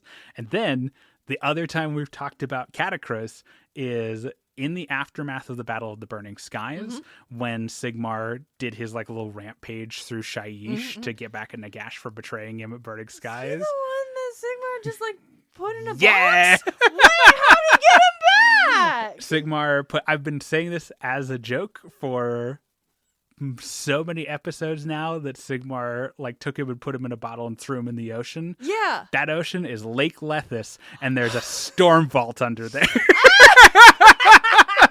And by threw him in the ocean, I mean sealed him away in a storm vault underneath Lethis. Well, apparently he got out. Yes. So that's end of the Age of Myth. Sigmar seals Catacros away to try and limit Nagash's power. He puts him in the Storm Vault beneath Lethis, which is hidden there. And once the Stormcast arrive on the scene, their main goal is protecting the Midnight Vault, which is what the Storm Vault beneath Lethis is called. During the Necroquake, right after like all of the Night Haunt like surged forward, and Nagash recruited Lady Alinder to lead the Night Haunt. Lady Alinder's first big task as the Mortarch of Grief was to lead an assault on Lethis, specifically because Nagash was doing like a feint where he always hates Lethis. He always wants to destroy Lethis. Yeah. But specifically, her job was to create enough of a distraction that someone could get into the Midnight Vault and get Catacros back. And they it worked. Succeeded, yes. Once Catacros was returned to Nagash's service, Nagash handcrafted him a body of the most durable and perfected bone for him to inhabit. He's so uncomfortable to look at. Yes. Like, yeah, all of the Osti, all the bone folk are like, oops. Oh, this one's really upset. He's got a lot of like skulls and the horse. So that's weird. But like in a cool way. Like I understand. Yeah. Like they're all like creepy, but he is unpleasant to gaze upon. He's just got like a full body, Yeah. right? Like Nagash spared no expense. He's also huge. He's probably like 12 feet tall. Like That's absolutely. Most of the other crazy. skeletons are like enhanced, but they're still like person size. Yeah. Catacross is massive. He's towering above Yes. these other skeletons. Yes. Catacross, and that's why now we can bring that back. That's why the Mortis Praetorians are the Catacry or the Catacroy, is because they're Catacross's personal legion. They're Here's the just thing, I should named remember the after name. him. It's been a long time. It's been a long time. Orpheon Catacross, he is a tactical genius in the fantastical sense. We spent a lot of time talking about Talia in the Cities 3 episode and how she is a like tactical genius in the very grounded like art of war style of like strategy and supply lines and making sure morale is good.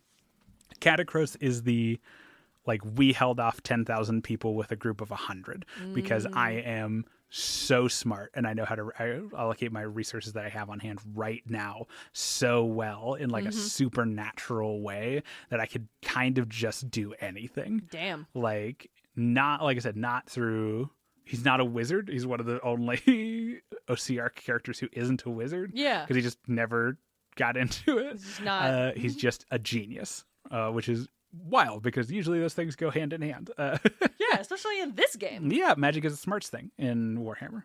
Held Ossia forever with just no souls, or with just souls, no godly aid.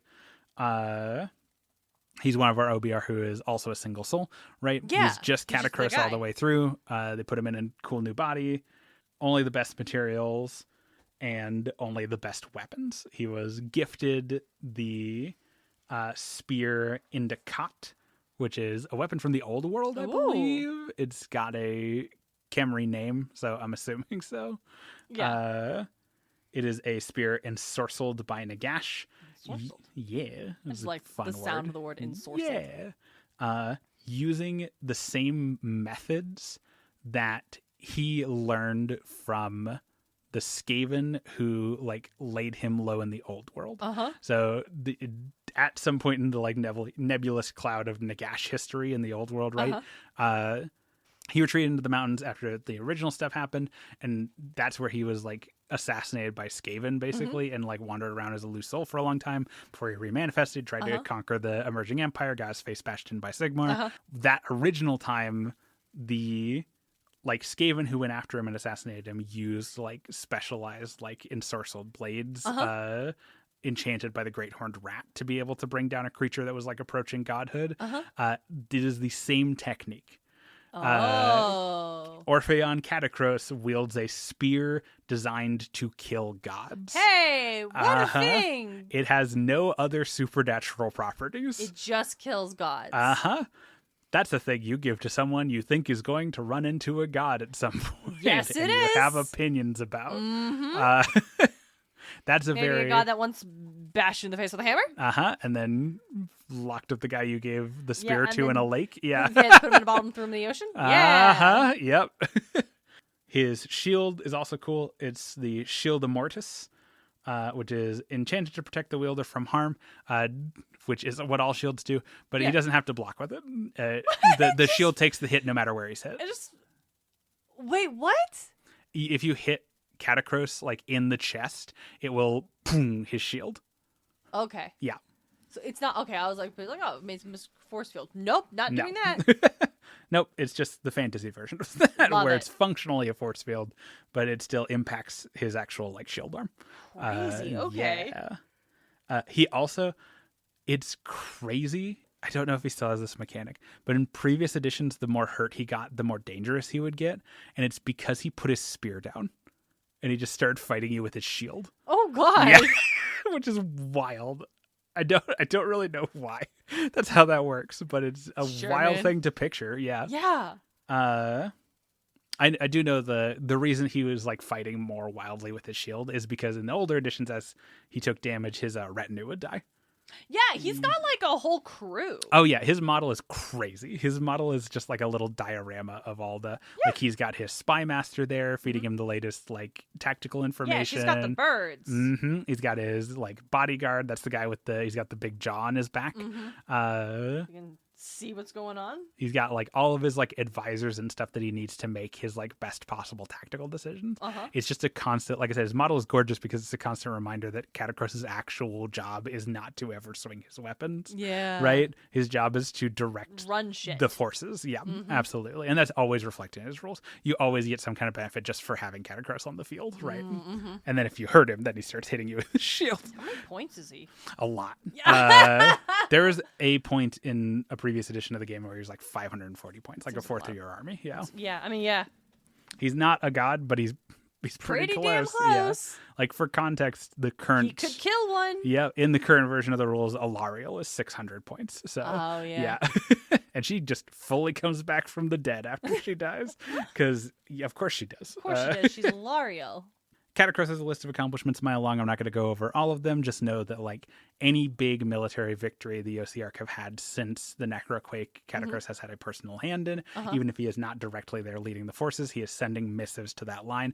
That's the other part, is that like Catacross is present at this battle and he's making tactical decisions at this battle while he is writing orders for an army that is 2 continents away and handing them to a runner, right? Like he is fighting a dozen fights all at once, like in his own head, that he is then issuing orders to. That's pretty tight. He's crazy. Yeah. He is the best King's game player in the world. I was going to say, I bet he loves that bone chest. Yeah. He's playing on 6 different boards.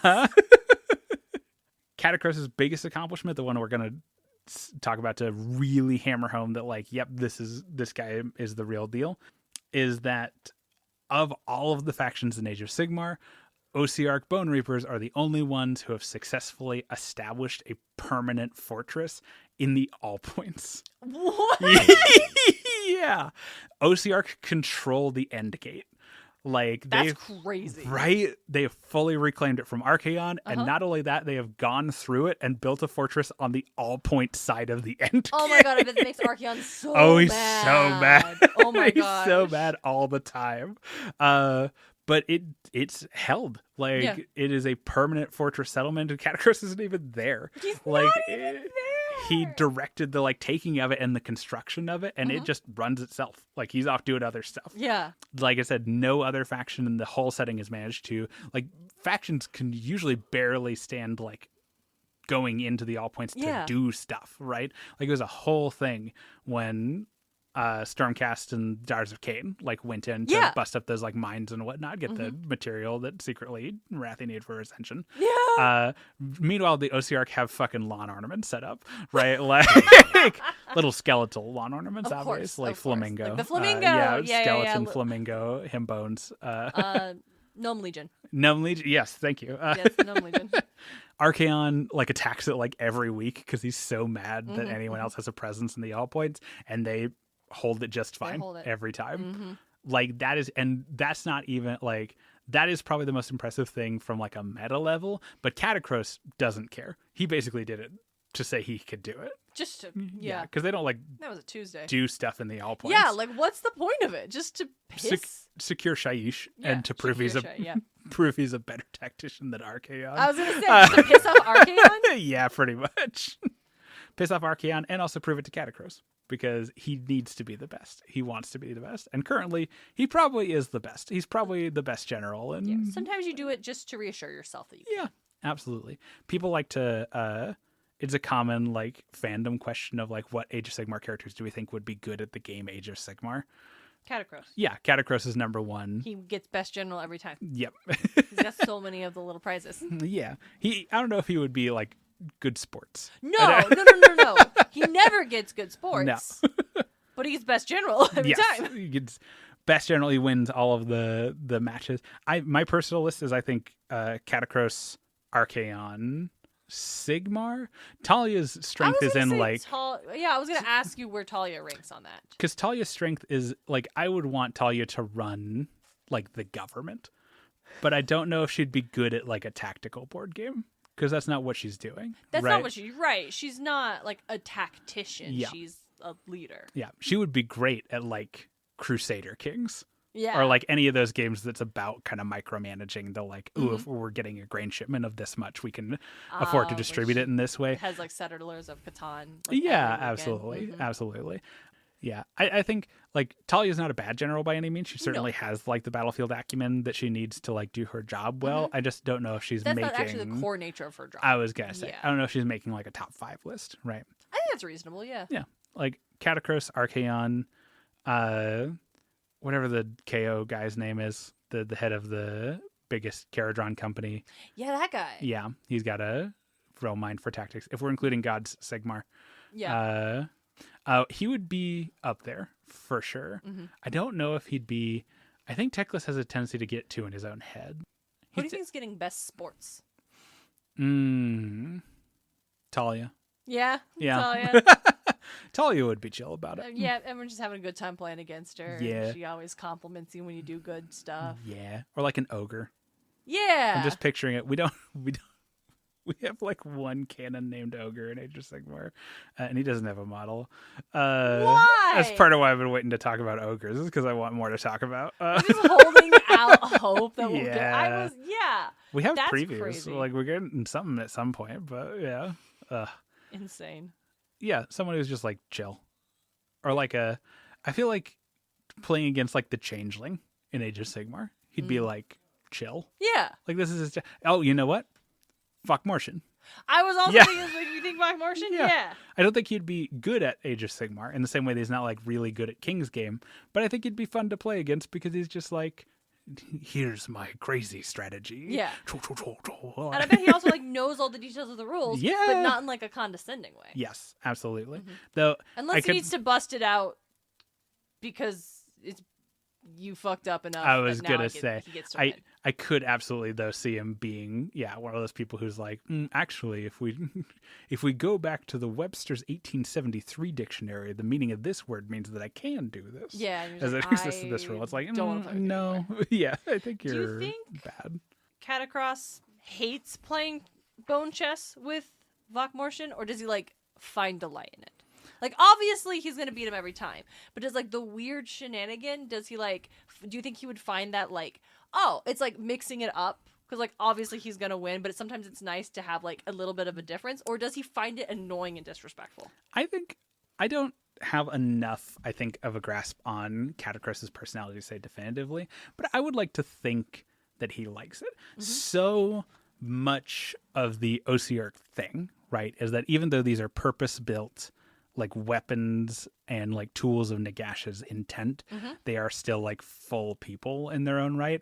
And I think that extends even to like Catacross. Yeah. Like I think even if it's just on the level of him appreciating the opportunity to test his wit against an unconventional strategy, like him valuing the like, now I'll be better prepared for something crazy coming up in an actual battle. I think he finds value in that. Yeah.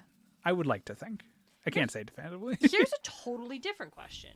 Do you think Catacross is loyal to Nagash, or is he just hanging around because he's the best bet at success? And if that were to ever change, do you think he'd turn that fancy-ass spear on Nagash if he had the chance? I think that in Catacross's mind, those are the same thing. To the point that I think if it ever got to the point where that was an opportunity open to him, it would be after he was already gone.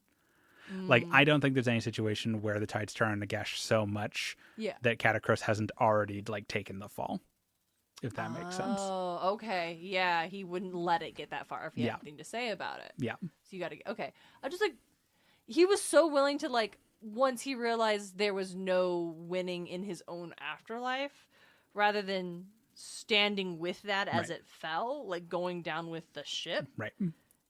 He was totally willing to jump ship, and because I would rather be on the winning side in the long term. Like there's no loyalty there. Right. So I guess in a sense, no, I don't think he's loyal to Nagash because I don't think he really vibes with like blind loyalty as an idea.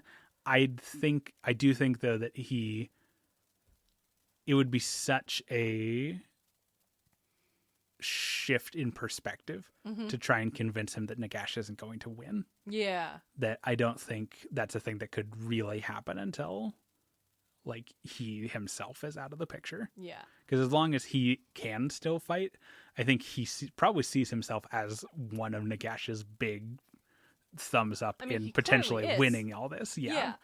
I guess the other question is like, is he bought into the master plan in the same way Xantos is? No. I don't think so. He's just here because that's the. I'm just. Yeah. Character motivation is fascinating, especially when a character is so deeply competent that they could probably do whatever the fuck they wanted. I feel like I'm having difficulty answering this, not for anything like the reason you've asked it, but because I don't think there's anything that Catacross would point to as a personal value, except his own. Like when you ask, like, is he bought into Nagash's vision of the future? No, I don't think he cares about the future. Yeah, I think he likes being who he is. Yeah, I think he likes being good at things, and I think that he genuinely can't imagine this not happening, like Nagash not winning, especially when Catacross on his side. Yeah. So I think in that sense, that's what I mean when I say, like, if it ever got to the point where he had an opportunity to defect from Nagash, I think he's already dead. Yeah. I think as long as he is still doing like Nagash's bidding, he won't be able to be convinced that it's not going to work. Yeah, because he's very good at what he does, and he's chosen to side with Nagash. Why wouldn't that work out in the end? That's the end of my questions. Yeah. I don't have any more thoughts on this topic. Thank you. But that's Catacross. I like his name. Yeah. Orpheon Catacross is a good name. It's Mortarch of the Necropolis. Orpheon Catacross, Mortarch of the... I like how soft like Orpheon is, and then the harsh syllables of Catacross. It's a good mix. Yes, absolutely. I like that he's because all the Mortarchs are like of thing, right? Like Manfred's the Mortarch of Night, Neferata's the Mortarch of Blood, Lady Olinder's the Mortarch of Grief, and I like that Catacross is the Mortarch of the Necropolis, which is a more complex thing than the rest of them because it's a more complex role. Yeah, he's going to be like the ultimate part of the ultimate design Nagash has for the future of existence, right? Yeah. Like, I like that. That's cool. Real quick, I'm going to mention, even though they're technically like part of the Ossiarch faction, we've already talked about Archon the Black in another episode. Like, you could play him in a Ossiarch army. We're not going to talk about him again. He's currently in space. He's currently in space, that's right. Light of Altharian kicked him into space. We're not going to talk about Nagash. We already talked about Nagash. We talked about Nagash a ton. Yeah. You can also play him in a Ossiarch army. He's got a cool model.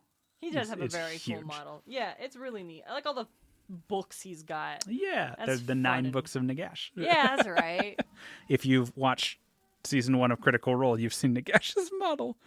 Really? Yeah, they used a Nagash model to custom make Vecna for the finale. Oh, that's cool. Yeah, I can see that. Yeah, right. Neat. Yeah. Yeah, they just cut his hat off. As you would. Yeah, it's too tall. It's too tall. But yeah, that's Ossiarch Bonereapers. That's Age of Sigmar's very own homegrown nightmare skeletons. Yeah. Nightmare skeleton armies?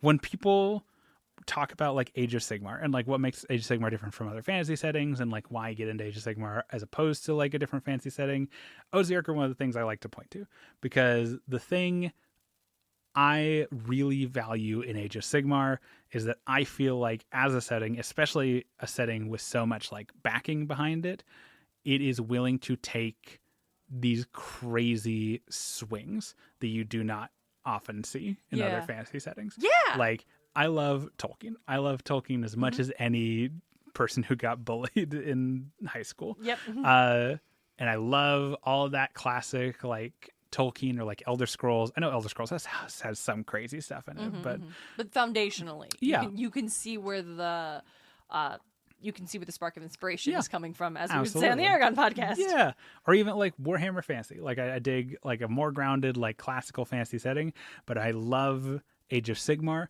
because sometimes it goes, what if there were skeleton tax collectors? And then it takes it dead serious for 10 years.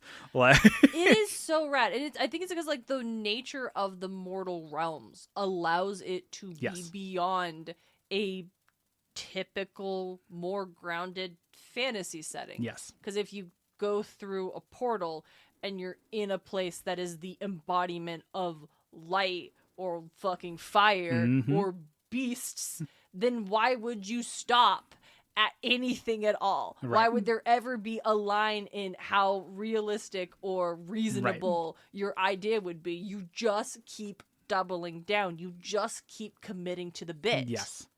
Like I said, Age of Sigmar is the first fantasy setting I've really gotten invested in a long time that feels like it wants to do like crazy new things, and I love it for that. The trees have bones and meat. But and that's my takeaway. Yeah. But that's Ossiarch Bonereapers. That's our friendly not that again. I'm gonna call you out on that adjective again. Our skeletons. We'll settle for skeletons. Yeah. Spooky, scary skeletons. Yes. Next episode, if you have had your fill of spooky, scary death stuff with our Ossiarch episodes, then I'm super delighted to announce that our next couple episodes are going to be about Sylvaneth. Yeah! We're finally going back to Ghyran. Yeah. Going back to Ghyran, we're going to talk about Alariel more. We're going to talk about the cool tree people around Alariel, including one of my favorite Age of Sigmar characters. We're going to talk about the trees. It's going to be great. I'm very excited for Sylvaneth. A big fan of Sylvaneth, but Dalton's been painting some Sylvaneth. I have been painting some Sylvaneth. Cool. I'll post some pictures to the Instagram when the post goes out for this episode, because that'll be fun. But in the meantime, I have been your Mortarch of the Necropolis, Dalton Montgomery. And I'm Darian Smart. And if you want to hang around, I would love to show you a cool new spell I've been working on. Ooh. Take care. Bye.